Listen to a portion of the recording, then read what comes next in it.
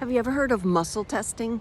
It's when you or your practitioner has you hold something like a supplement or a food in one hand and then test your muscle strength with the other arm. It's a thing. Did you know, though, you could also do it on yourself? So let's say you hold a food or a supplement that you might want to take. You hold it against your heart or in your hand.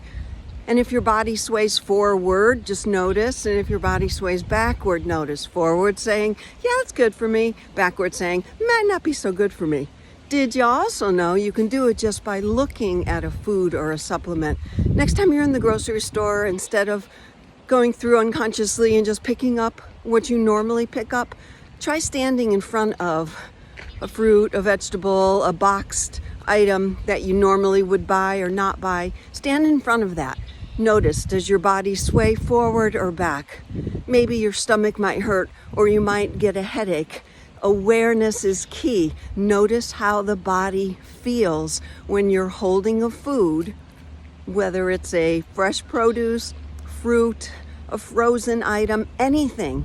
Just go through the store and practice that. It's a good practice.